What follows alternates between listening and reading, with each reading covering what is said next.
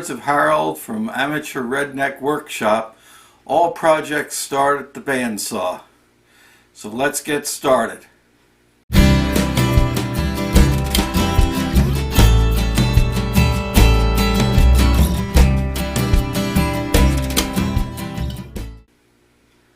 My name is Steve. Welcome to my shop. My next project is going to require some deep hole drilling on the lathe. And anybody that's familiar with these little lathes, this is an Atlas 618, will realize that you can only drill about 1 inch to 1 1/8 inches with the quill. So I'm going to make up an adapter to mount on my tool post so that I can put a chuck on the tool post, and not only will it give me an infinite length to be able to drill, but I'll also be able to put it on auto feed and do some drilling on auto feed. So I went through my collection of supplies and I found a Jacob's chuck, and it's got a shank on it. It's straight shank. It's a 1/2 inch in diameter, so that should be just about perfect.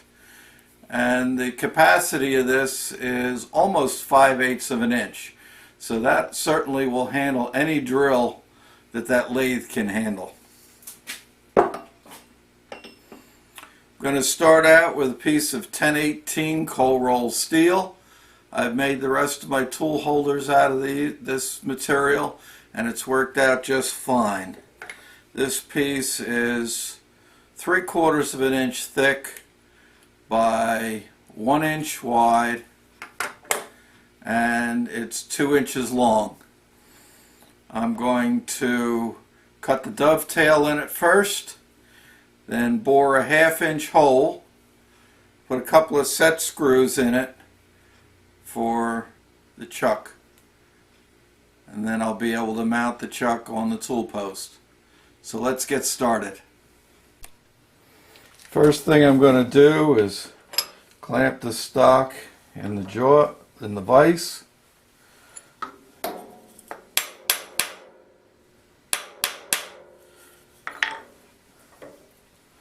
And square up the end.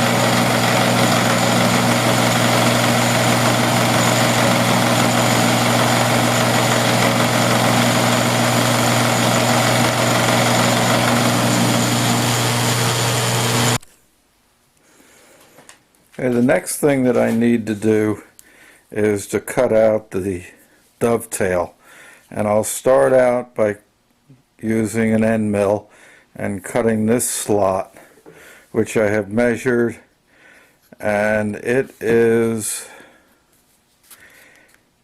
845. It's not extremely critical. It needs to be close, but 845, and then the caliper measurement is just fine. Now, the more critical dimension is the width of the dovetail itself. And to measure that, I started out with 2 pieces of 1/8 inch drill rod. Actually, I think they're drill blanks. And the first thing I did was measure it with my caliper. And with the caliper, I'm coming up with about 702 thousandths approximately, which is close, but I just wanted to double check it. So the next method that I used was to put a set of adjustable parallels in there. Oops.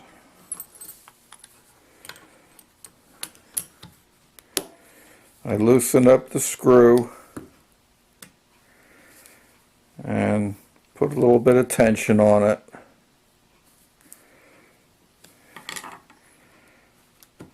And then I checked that with my micrometer, and that comes out to 704, between 704 and 705.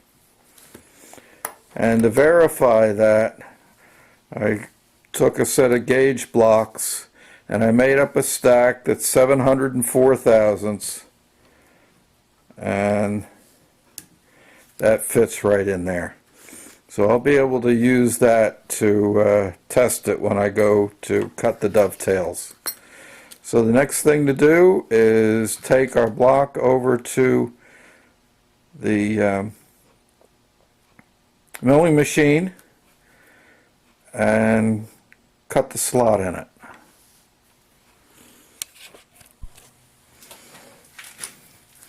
While I was laying out the material last night, I realized that I had cut the wrong size material. For this particular tool holder, I wanted to use 1x1, and I had 1x3/4 material. So while I was cutting it, I decided to do 2 of them. I'll make one for 1/2 inch, which will take a 1/2 inch boring bar and my chuck with the 1/2 inch spindle on it, and the other one I'm going to drill for 3/8 boring bars. So I've got them all scribed, and I'm going to go over to the milling machine and start to cut the grooves. The other dimension that I took was they have to go 103 to 203 to 205 thousandths deep. That's the depth on it. So over to the milling machine. I decided to try and cut both pieces at the same time. I put in a 1/2 inch roughing end mill. I'm going to touch down and set my Z.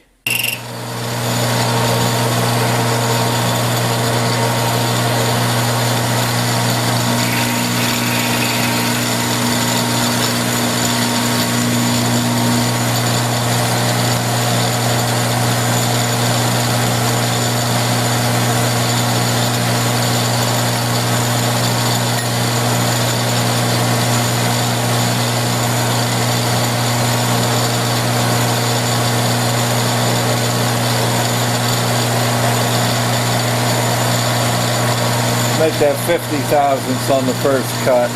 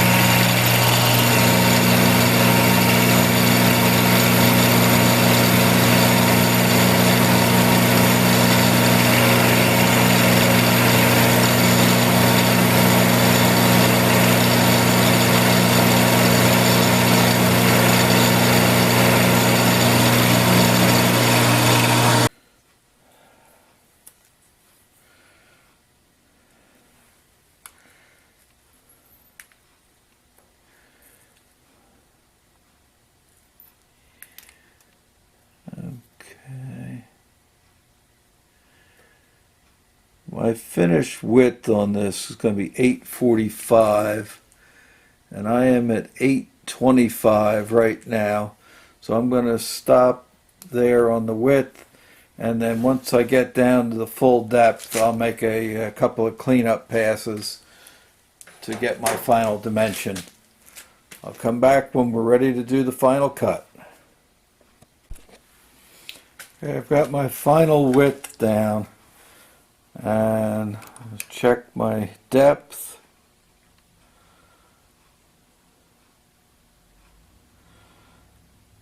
And I am at 195, so I've got another 10 thousandths to go to finish it up.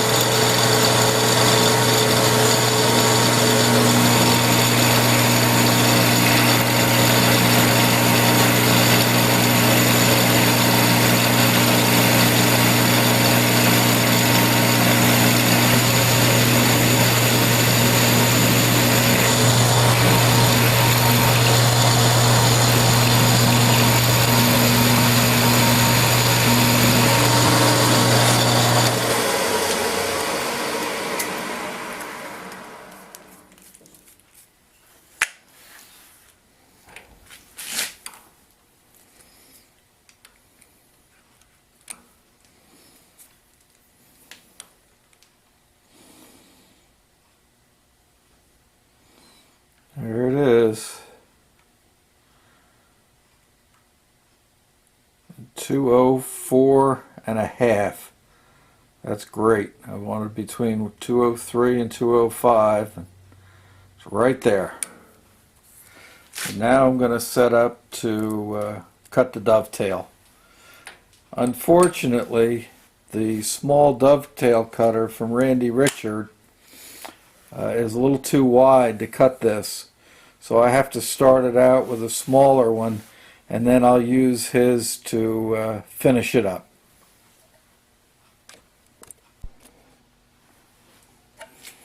Got the depth set on the dovetail cutter, and now I'm going to go start to cut each side and get enough clearance so that I can use the Randy Richard dovetail cutter to finish it off.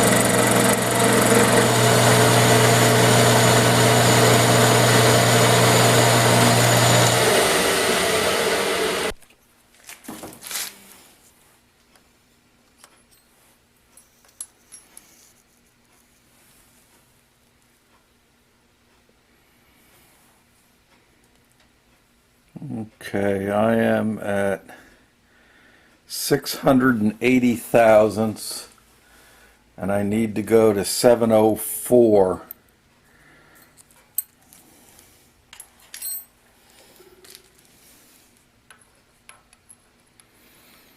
Okay, so the Randy Richards dovetail cutter will fit now.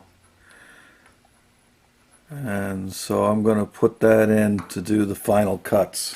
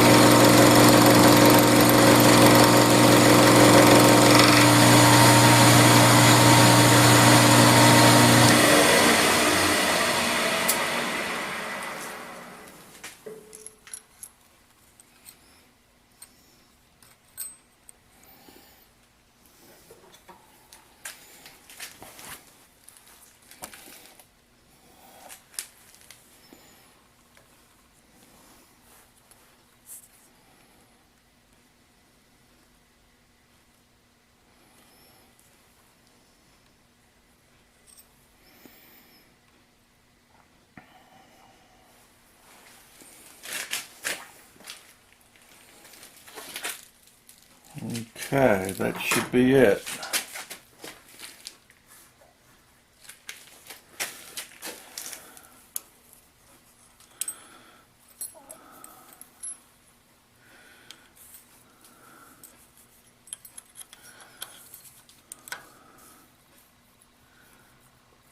Okay, it fits. Just a tiny bit loose. That should be good.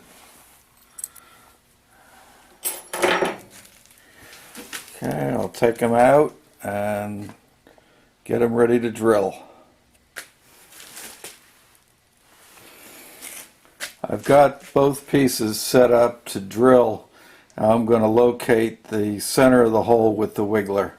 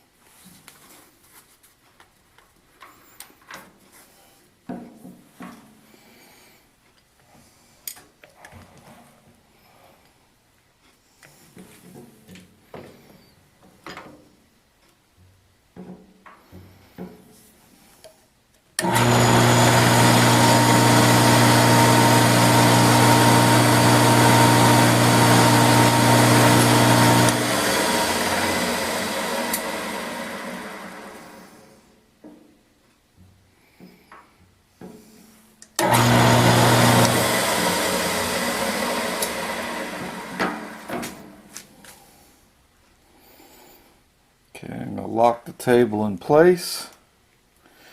I'm going to drill both of them 3/8 to start, and then I'll drill the second one out to 1/2 inch.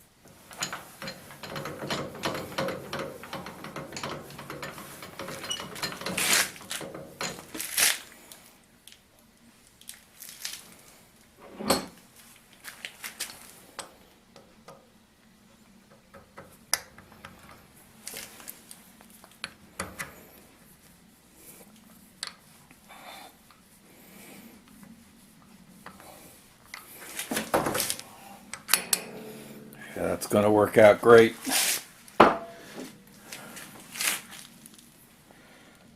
Well, that's going to wrap it up for the first part of the lathe drill chuck adapter.